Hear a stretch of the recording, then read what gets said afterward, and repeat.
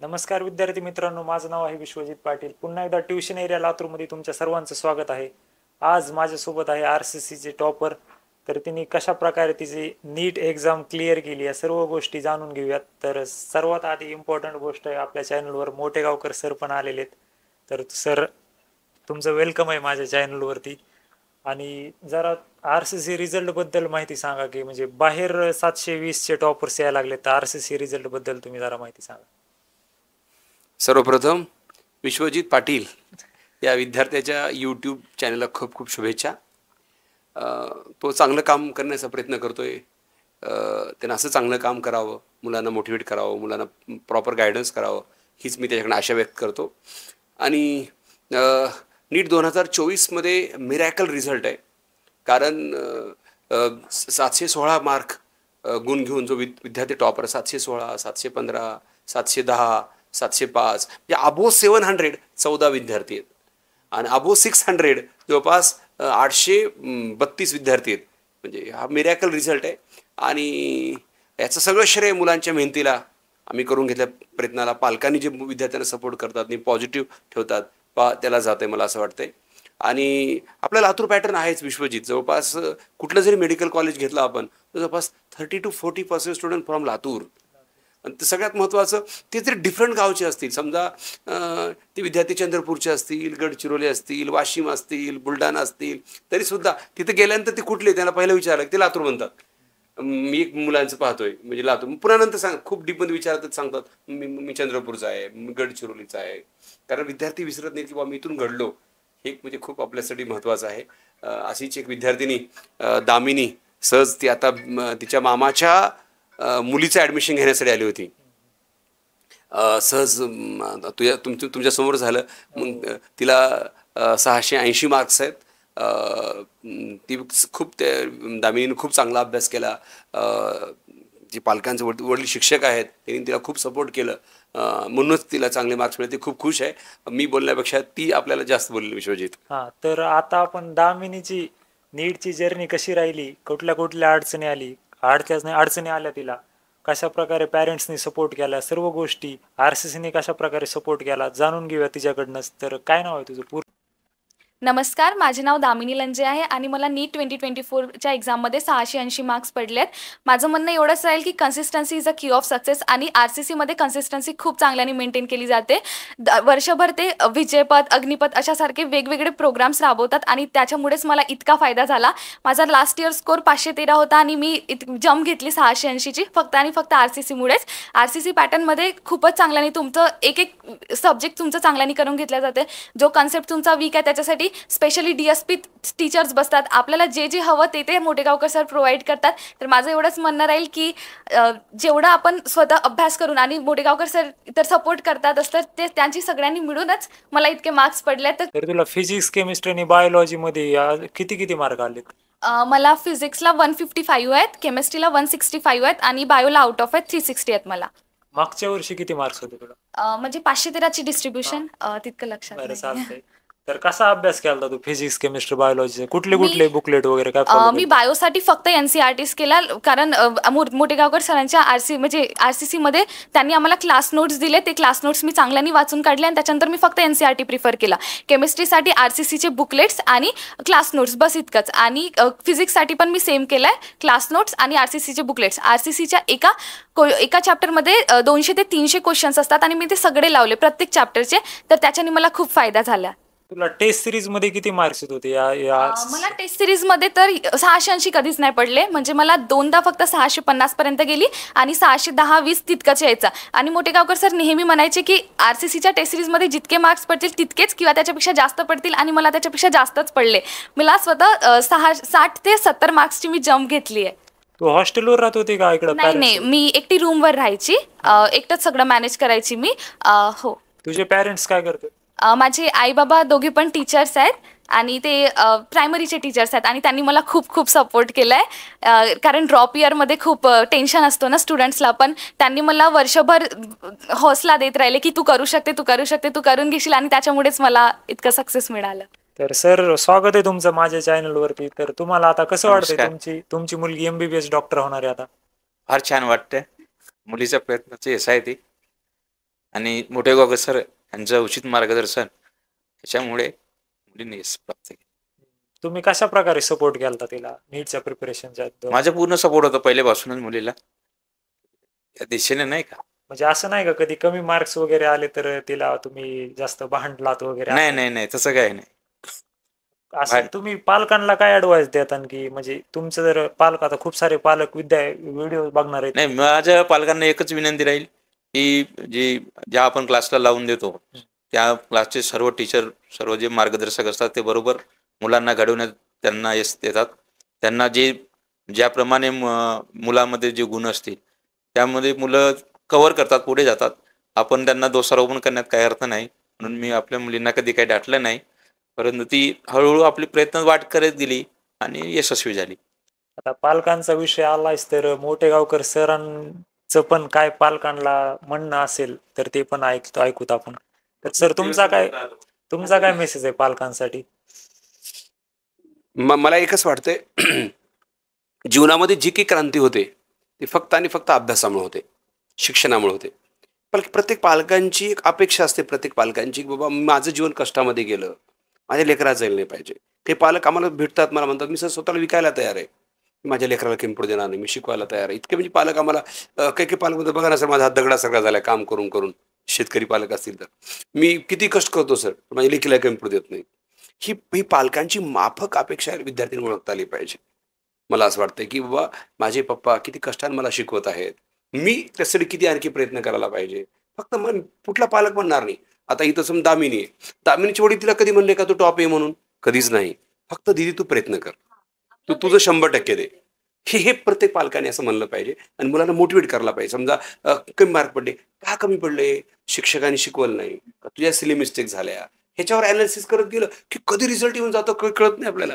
हे जर आपण करत गेलो की आपल्याला वाटत पण अरे वाव मला एवढे मार्क पडले, मला 680 पडले, मला 700 पडले, 715 पडले, असे 716 पडले, असे विद्यार्थी म्हणतात. ह्या गोष्टी जर केलं समजा, ते पालक काय करतात जनरली, आणणं, लातूर ऍडमिशन घेऊन देणं, पुन्हा गावाकडे जाणं, पुन्हा कधी तर 6 महिन्याला आले ती मुलं, काही मुलं SMS एडिट करून पाठवतात, खोटे मार्क पाठवतात, मुलांना पालकांना खोटं बोलतात.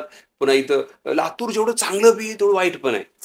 जर समजा तुम्हाला फ्रेंड सर्कल जर चांगलं नाही मिळालं, दामिनी समोरच आहे, तिला माहित आहे की काही मुली हुशार असून सुद्धा त्यांनी ते म्हणजे क्रॅक नाही करू शकल्या, मोबाईलच्या नादा लागले असतील किंवा काही बाकी बाहेर फिरणं. तर अशा गोष्टी पालकांनी थोडं, मला वाटतं 11th आणि 12th मध्ये पालकांनी नीट पर्यंत 11, 12 पुढचं एखादी वर्ष पालकांनी खूप लक्ष द्यावं. की मी पालकांना स्वप्न तर प्रत्येक पालक बघतात, परंतु त्यात थोडा वेळ द्यायला पाहिजे. आज बघा, जे पालक वेळ देतील त्या पाल्याचाच रिझल्ट येईल, असं मला वाटतंय. बरोबर एकदम. कारण आता काय काय पालकांमध्ये विद्यार्थ्यांमध्ये कम्युनिकेशनच नसते. काल एक पालक आलता तिथं रिडिंग मध्ये, ते विचारत होता की माझ्या मुलाची रूम कुठे भेटेल. म्हणजे त्या पालकाला हे पण माहित नाही की त्याचा विद्यार्थी राहतोय कुठं. ती तासभर झालं त्याला कॉल लावतोय, आम्ही पण किती कॉल लावले. आणि नंतर मग ते 3 पोरं होते गाडीवर, ते 3 जणांसोबत ते आला इथं, सिगरेट बिगरेट तसले पोरांसोबत होता टपोरी. अरे बाप. आणि ते पालक एकदम गरीब घरातला, तसे शेतकऱ्याचा होता. विश्वजित तुम्ही म्हणतात एकदम म्हणणं बरोबर आहे. पण काय बिचारा, मला सांगा, या महागाईच्या युगामध्ये ते बिचारा कष्ट केला तरच पोट भरणार आहे, तर तो विद्यार्थी राहू शकतोय का? ते पळत पळते. हे मला असं वाटतं की पालकांचा बी काही, मला वाटतं आई वडिलांपैकी दोघांनी एकाने थोडं लक्ष दिलं तर नक्की 100 रिझल्ट येतो. कारण मला सांगा विश्वजित, एवढी महागाई आहे, एवढा क्लासचा खर्च, राहण्याचा खर्च, लातूर तर असं वाटतं की ते सिंगापूर सारखं महाग होत चाललंय. इतकी ती महागाई, म्हणजे स्पेशली या एरियामध्येच. तुम्ही पहा ना विश्वजित, ह्या शिवाय चौकाकडे गेला तर 5,000 रुपयाला 1 BHK फ्लॅट मिळतो. इथं 15,000, 20,000. ते रूमचे एवढे मोठे भाडे. त्या घरमालकीला असं वाटतंय की जर माझा सोन्याचाच महाल आहे, ते पाण्याचे पैसे वेगळे, ह्याचे पैसे वेगळे. हे बिचारा तो पालक कष्ट करतो म्हणजे इथे राहू शकतात. आता ठीक आहे, मला असं वाटतंय थोडं मुलांनी थोडी जाणीव ठेवावी. मुलांना आवाहन करतो, बेटा शिक्षण घ्या रे पोरो, शिक्षणाशिवाय काही खरं नाही. बघा, शिक्षण खूप मोठा माणूस होतो, खूप मोठा माणूस होतो. आता फ्रेंड सर्कलचा विषय सरने काढलेला, तर आता दामिनीलाच विचारूयात की तुझे फ्रेंड सर्कल मध्ये कसे होते स्टुडंट्स? म्हणजे मला थोडा एक्सपिरियन्स आहे या गोष्टीचं. तर मी जेव्हा हॉस्टेलमध्ये राहिली आहे तेव्हा मला चांगलं फ्रेंड सर्कल नव्हता. पण मी जेव्हा आता एकटी रूम करून राहिली तेव्हा मला समजलं की आपण जशा फ्रेंड सर्कलमध्ये राहतो तसंच आपल्यासोबत होते. कारण कॉम्पिटिशन राहते, एक हेल्दी कॉम्पिटिशन नेहमी पाहिजे राहते स्टुडंट्समध्ये आणि फ्रेंड्समध्ये पण पाहिजे असतं. बट कधी कधी असं होतं की वाईट संगत पडून जाते, त्याच्यामुळे ते होऊ नाही शकत. पण म्हणून मी यावेळेस तसं काही न करता एकटीच राहिली होती रूमवरती आणि चांगल्याने सतत अभ्यास केला आणि रीडिंग जॉईन केली होती. मी फक्त तिथेच जायची आणि कोणताच म्हणजे माझी फक्त एकच मैत्रीण होती, तिच्यासोबतच फक्त स्कोअरचं वगैरे बोलायचं, बाकी काही नाही. आता तुझ्या मैत्रिणीला किती मार्क्स आले? तिला 604 आहेत. आलेत का? हो. सिलेक्ट होती का? हा नाही, पण सेमी गव्हर्नमेंट मिळेल तिला. हा. आता हे सर म्हणले की जास्त मी टेन्शन वगैरे दिलं नाही, पण ह्याच्यावर मला एक पॉइंट ऍड करायचा आहे. टेन्शन नाही दिलं पाहिजे विद्यार्थ्यांना, पण चौकशी तरी केली पाहिजे स्टुडंट करतोय काय. नाही तसं नाही, यांचं चौकशी, कारण मार्क्स तर हमेशा यांच्याच फोनवर जायचं ना, तर त्यांना सगळं माहीतच राहायचं होतं की 600 किती आले असतं तसं. तर तसं काही नाही. पण जेव्हा ते तुम्ही हॉट्स म्हणून सुरू केले होते 360 वाले, तेव्हा मला 290 एवढेच मार्क्स पडायचे, म्हणजे 360ची व्हायची ना. तेव्हा मग 300च्या पुढं का नाही जात, तर तसं थोडं होतं, कारण ते थोडं हायर लेवलचं होतं. म्हणजे तुम्ही हायर लेवल पण केली, तुम्ही लोअर लेवल पण सगळे क्वेश्चन्स प्रॅक्टिस करून घेतले ना, तर हायर लेवलचा जेव्हा पेपर यायचा तेव्हा मला थोडे कमी मार्क्स पडायचे, तेव्हा थोडं राहायचं, पण बाकी कधीच नव्हतं म्हणत मला काही. आता ती मेसेज वगैरे ते आरसीसीने सेटिंग केली तशी ते बरं आहे. पण आता काय विद्यार्थी तिकडून मेसेज एडिट करून त्यांच्या पालकांच्या ह्याच्यात आरसीसी म्हणून सेव्ह करतात नाव मित्राचं, आणि इकडून मेसेज चालू. ते त्यांना समजायला पाहिजे, कारण आज नाही तर उद्या कधी ना कधी त्यांना माहित तर होणारच आहे, आणि ऍट देन त्यांना सीट नाही मिळणार आहे ना, तर त्यांना त्याच्याबद्दल थोडं हे जाणीव ठेवायला पाहिजे. ही खूप जास्त इम्पॉर्टंट गोष्ट आहे. तर आता तू नीट ऍस्पिरंट्सला काय ऍडवाइस द्यायची? बरं, तू 12वी मध्ये रिपीट इयर मध्ये डिस्ट्रॅक्शन आहे तिथं, मोबाईल वगैरे? नाही, मी म्हणजे फोन माझं होतं थोडं डिस्ट्रॅक्शन, पण मी घरूनच लॉक करून आली होती, मम्मीला पासवर्ड माहिती होतं, तर मग काही चान्सच नव्हतं माझं फोन खेळायचं. म्हणजे मला माहित होतं मी ते करणार आहे, त्याच्यामुळे मी बंधन टाकूनच आली होती. आणि नीट ॲस्पिरंट्सला मी एवढंच म्हणेन की जेवढं तुम्ही अभ्यास कराल, जितकं हार्डवर्क कराल, तितकंच तुम्हाला सक्सेस मिळेल. असं नाही होत की कोणी तुक्के मारून कधी समोर जाऊ शकतो. तुम्ही जितकं एखाद्या गोष्टीला सांभाळून कराल, जितका त्याच्यावरती फोकस राहाल, कॉन्सन्ट्रेट राहाल, तुम्हाला तितकाच चांगला त्याचा आउटपुट मिळेल, असं राहते. आणि मी हेच म्हणेन की तुम्ही जर जितकं हार्डवर्क कराल तेवढंच तुम्हाला सक्सेस मिळेल, बस. आणि तुझं ड्रीम मेडिकल कॉलेज कुठलं आहे आता? माझं KEM आहे, मुंबईला. तर आता ऍडवाइसचा विषय आलायच, तर सर पेक्षा भारी ऍडवाइस कोणच देऊ शकते विद्यार्थ्यांना जे आता रिपीटला आलेत त्यांना? कारण आतापर्यंतचा काळ अलग होता, 2024ने सगळं बदलून टाकलेलं आहे. कट ऑफ एवढा हाय गेलाय, पुन्हा अजून पेपर लीक वगैरे ह्याच्यामध्ये विद्यार्थी डिमोटिवेट होत चालले. तर आता सर काय केलं पाहिजे विद्यार्थ्यांना, काय ऍडवाइस देतात? मी विद्यार्थ्यांना सांगू इच्छितो, बेटा पण हे लक्षात ठेवा ना, काही जरी झालं तर ते चेंज होणार नाहीत गोष्टी, लक्षात ठेवा.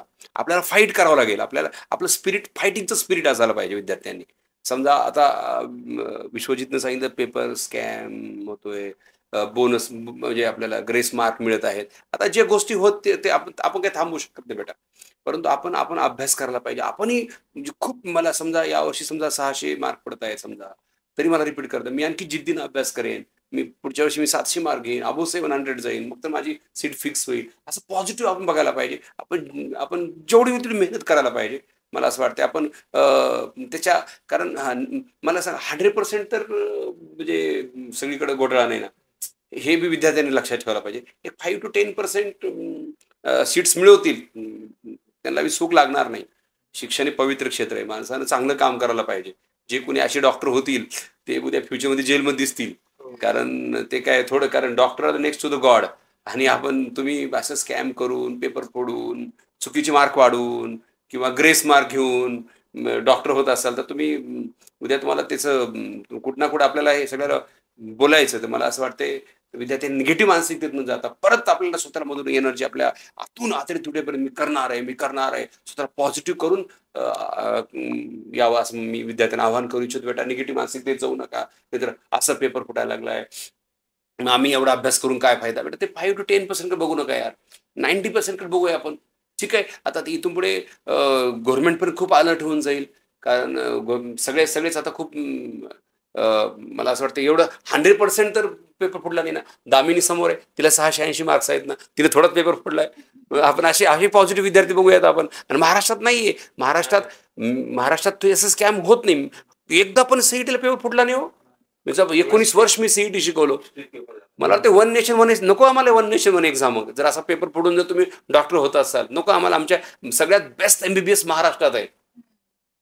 म्हणजे महाराष्ट्रातलं KM कॉलेज जे आहे ते एम्स दिल्लीच्या नंतर पहिल्या 3-4 मध्ये KM कॉलेज येते आणि बाकी सगळे लाईनच आमचे इतकं महाराष्ट्र मेडिकल एज्युकेशन भारी आहे. तर तुम्ही असे पेपर फोडून जर पुढे जाणार असाल तर नको आम्हाला, आमच्या महाराष्ट्र सीट आम्हाला मिळू द्या, भरपूर झालं आम्हाला.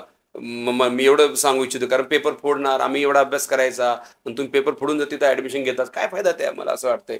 तर एक आहे. आणि अजून एक नवीनच काल आता एक इंस्टाग्रामला व्हिडिओ बघत होतो, त्याच्यामध्ये त्या पालकांनी त्याची स्वतःची शेती विकली, कारण त्याचा मुलगा होता, तो म्हणला की टेलिग्रामला 5 लाख रुपये मध्ये पेपर भेटतो म्हणून, आणि मला 5 लाख रुपये पाहिजेत आजच्या आज, तुम्ही ते 5 लाख रुपये द्या आणि मी पेपर विकत घेतो, मग मी चांगला डॉक्टर होईन.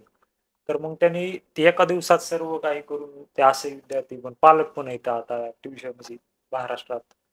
विश्वजित, मला असं वाटतं जसं अन्न, मला वाटतंय बघा, जसं एक मूलभूत गरजा अन्न वस्त्र निवारा म्हणतो आपण, आणखी एक मूलभूत गरज आपण भारतातल्या सगळ्या लोकांनी ऍड केलं पाहिजे, एज्युकेशन.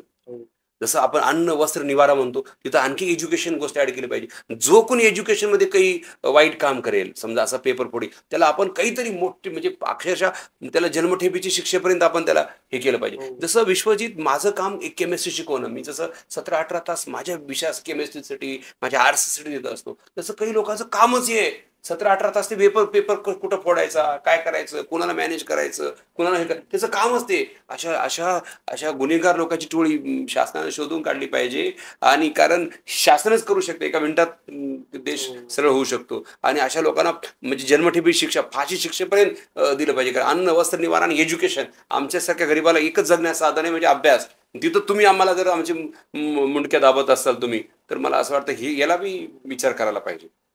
ते पण खूप इम्पॉर्टंट पॉइंट आहे सर. आता म्हणजे BDS वगैरे BMS भेटतंय काही काही स्टुडंट्सला, आणि ते ह्याच्या भीतीने की आता पुढच्या वर्षी किती कट ऑफ जाईल, आणि ह्याचे त्यांनी रिपीट कॅन्सल केले. म्हणजे ह्याच्यावर काय मत आहे आता तुमचं? त्यांनी घ्यायला पाहिजे का ते BDS type? There is always room at the top for the toppers. मी तर सांगतो, म्हणजे क्षेत्र कोणतंही वाईट नाहीये. तुम्ही किती त्यात 100% एनर्जेटिकली काम करता फ्युचरमध्ये, त्याच्यानुसार त्याची उंची ठरत असते. की मी BDS BMS ला काही नाव ठेवणार नाही, पण मला असं वाटतंय की जर तुमच्या आतून स्पिरिट असेल ना, की मला 1 वर्ष करायचंय, मी करू शकतो, मी किंवा पालकाच्या दबावामुळं, किंवा मी आई वडील म्हणतात म्हणून, किंवा शेजारी मला विचारतील, काही मुलं मला पाहुणे रावळ विचारतील काय करलं, मग रिपीट करतील, असं असं तर करू नका. पण मला करायचंय, मी करू शकतो, मला पुढचे 6 महिने, मी पहिल्या एवढा कधी अभ्यास केलोही नाही, एवढा मी अभ्यास करणार आहे, माझ्या आतडे थोडेपर्यंत मी अभ्यास करणार आहे, मी माझं जीवाचं रान करणार आहे, पण पुढचे 6 महिने मी माझं जीवन फिजिक्स केमिस्ट्री बायोलॉजी करणार आहे. ज्या मुलामध्ये अशी दग आहे, ज्या मुलामध्ये अशी एनर्जी आहे, त्यांनी 100% मला वाटतं रिपीट करावं, नक्कीच फायदा होईल बेटा. आपण 98-99% मुलाकडे बघूयात आपण. तुम्ही त्या 1-2% लोक बघू नका, डिप्रेशन जाऊ नका, माझी कळकळीची विनंती. बघा आता काही त्याच दिवशी रिझल्ट का डिक्लेअर केला, हे हे ह्या सगळ्या बोगस गोष्टी आहेत. कारण ते NTA कधी पण रिझल्ट डिक्लेअर करू शकतो, असं का पूर्ण NTAच बोगस आहे का? मग असं तर नाहीये. मग हे असे विद्यार्थी सापडले नसते, दामिनी आपल्याला 680 सापडलीच नसती, ती 280 दिसली असती आपल्याला. असं कसं विश्वजित? असं नाही. आपण, मला असं वाटतंय, पुन्हा काही काही म्हणतात की तिचं नाव फक्त आता अर्पिताच आलं म्हणजे नक्की स्कॅम झाला इथं, असं UP मध्ये ती पद्धतच आहे, सिंगल नाव लावतात तिथं. तिथं आपल्याकडे आपल्या महाराष्ट्रात पूर्ण नाव शिवराज रघुनाथ मोठेगावकर तिथं लावत नाहीयेत, तिथे UP लावतात. मग काही युट्यूबवर असे व्हिडिओ टाकाले, ते विद्यार्थी ऐकून डिप्रेशन चाललेत. मला इथं 2 गोष्टीत मी मात्र 100% अपोज करतो. ग्रेस नाही द्यायला पाहिजे विश्वजित, कारण तिथं खूप घातक आहे. आणि दुसरं जे 8 मुलं, म्हणजे एकदा ज्यांनी फॉर्म भरले, जवळपास सेंटरचे 8 मुलं आउट ऑफ मार्क, जगाच्या इतिहासात असं कधीच झालं नाही. अरे एम्स एक्झामच्या आधी PMT एक्झाम होती, एका विषयामध्ये आउट ऑफ मार्क पडत नव्हते, म्हणजे केमिस्ट्रीला आउट ऑफ पडत नव्हते फिजिक्समध्ये. पण एवढं म्हणजे असं डिव्हॅल्युएशन पण NTA करून नाही घेतलं पाहिजे, मला असं वाटतंय. पेपर असा, म्हणजे मी म्हणत नाही पेपर खूप सोपा होता, पेपर असा त्याच लेवलचा पेपर होता, पण कुठतरी पेपर बिहारला पेपर फुटला. आता मला लातूरमध्ये, मी त्याचं नाव सांगत नाही, एक जिथं फॉर्म भरतात, ते मला भेटले होते. ते मला सांगत होते की इथून लातूरमधून काही मुलं हरियाणामध्ये पेपर भरायला लागले, म्हणजे लातूरचे मुलं हरियाणाचं सेंटर घेत आहेत. अरे याच्या मागे ओळखलं पाहिजे, याच्या मागे ओळखलं पाहिजे, याच्या मागे काहीतरी, म्हणजे कुठतरी काही लोक फिक्स लोक आहेत या चैनमध्ये, म्हणजे हे काम करतायत ते फिक्स लोक आहेत, हे काम ते लोक शोधले पाहिजे, यांच्या ठेचलं पाहिजे ह्याला धरून, मला असं वाटतंय त्यांनी. कारण खूप पवित्र क्षेत्रामध्ये खूप वाईट काम करालेत, कारण खूप गरीब लेकरं आहेत, खूप पोटतिडकीनं अक्षरशः स्वतः जीवन विकून काही काही पालक इथं पाठवायला लागलेत. तर कृपा करून अशा पापी चे तुम्ही धनी होऊ नका. मी विद्यार्थ्यांना आवाहन करतो, कारण प्रामाणिकपणे राहा. आज जरी डॉक्टर होचाल पण तुम्हाला जीवनात सुख लागणार नाही, जसं बोगसून तुम्ही करत असाल तर. हे खूप जास्त इम्पॉर्टंट पॉईंट सरनी सांगितलेला आहे. अजून एक पॉईंट मी सांगतो इथं की सगळ्यात पहिल्यांदा 11वी-12वीचे जे फ्रेशर विद्यार्थी त्यांनी न्यूज चॅनल आणि ते युट्यूबर्सला अनसबस्क्राईब करून टाका, जे असल्या नीटच्या वगैरे फेक बातम्या देत राहतात. म्हणजे त्यांचं कामच ते विद्यार्थ्यांना म्हणजे असं काहीतरी कॉन्ट्रोवर्शियल टॉपिक टाकायचा आणि त्याच्यावर अलगच ते काहीतरी सांगत आहेत, ह्याने हे केलं त्याने ते केलं, फिजिक्स वालामध्ये हे झालं वगैरे वगैरे अशा गोष्टी सांगतात. तर अशा युट्यूबर्सला फॉलो करू नका तुम्ही. आणि आजचा हा पॉडकास्ट सर का बोलायचं तुम्हाला? मी विश्वजितनं चांगला मुलांना ते मी ते आवाहन करतो, बेटा कृपा करून सोशल मीडियाचा अतिरेक आपण करू आपल्या ब्रेनवर करून नाही गेला पाहिजे. मग ते आपण निगेटिव्ह मानसिकतेत जाऊ, मग डिप्रेशनमध्ये जाऊ, त्यांनी असं केलं त्यांनी तसं केलं. काही नाही, आपण 100% आपण 99% लोकांकडे बघूयात. आपण पॉझिटिव्हला अभ्यास करूयात. अशा फेक गोष्टीच्या नादाला लागू नका. आपण पॉझिटिव्ह गोष्टीकडे बघा, टीचर संपर्कात राहा. म्हणजे आपण ऑनलाईनच्या नादाला लागू नका. ऑनलाईनमध्ये 99 रिझल्ट येतच नाही रे बाबा, सगळे फेल आहेत रे. फक्त कोरोनामध्येच रिझल्ट आला ऑनलाईनमध्ये, फक्त कोरोनामध्ये रिझल्ट आला त्यावेळेस, कारण आई वडील मुलं मुली सगळे घरी होते, सगळे जग बंद होतं, म्हणून त्यावेळेस फक्त रिझल्ट आला. कारण ही मुलं 16, 17, 18 वर्षाची मुलं इथे, त्यांना हे फोकस करू शकत नाही. तर माझी कळकळीची विनंती, ऑफलाईन जेवढं होईल पॉसिबल असेल त्याच्या मागाला लागा आणि अशा फेक न्यूजच्या नादाला लागू नका, एवढं मी सांगू इच्छितो बेटा. मी पण त्याच्यामध्ये एक पॉईंट ऍड करू इच्छितो. आता काही काही विद्यार्थी इथं आलेत, रिडिंग मध्ये बघत असतो मी, म्हणजे त्यांनी लातूरमध्ये आलेत राहिला आणि ऑनलाईन करायला ती आणि ऑनलाईन मध्ये काय नाही, एक लेक्चर झालं की 1 तास रील्स बघणार, चल रे चहा प्यायला चल रे, असलंच चाललंय. ऑफलाईन मध्ये एक डिसिप्लिन लागतो. तर विद्यार्थ्यांना ते सांगायचं की ऑनलाईन पेक्षा तुम्ही ऑफलाईनला प्रायोरिटी द्या. आता दामिनीला काय लास्टचा मेसेज विद्यार्थ्यांना द्यायचा असेल तर?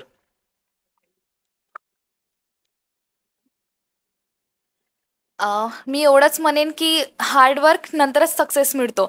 जेवढं जास्त आपण करू तेवढंच आपल्याला मिळेल आणि जितकं आपण जितकं श्रम करतो आपल्याला तितकंच फळ मिळते. आणि नेहमी कन्सिस्टंट राहायला पाहिजे. तुम्हाला जेवढं क्लासवर्क तुम्हाला देत आहेत, जेवढं होमवर्क देत आहेत, तुम्ही सगळं रेग्युलरली केलं तर नक्कीच यश मिळेल. कारण नीट तेवढी टफ नाही राहत, फक्त सिली मिस्टेक्स नाही झाली पाहिजेत. आणि कोणीच विद्यार्थी असं टेन्शन नाही घ्यायचं की माझ्याने होईल नाही होईल, असं नसतं. पेपर खूप सोपा असतो, फक्त आपल्याला पूर्ण क्वेश्चन वगैरे सॉल्व्ह करून जायला लागते. आपण तो एक पेपरचा पॅटर्न जर आपण एकदा बघून गेलो तर आपल्याला बरोबर कळतं की कसं सॉल्व्ह करायचं. त्याच्यामुळे जितका अभ्यास कराल तेवढंच तुम्हाला मार्क्स मिळेल आणि तेवढंच यश मिळेल. थँक्यू.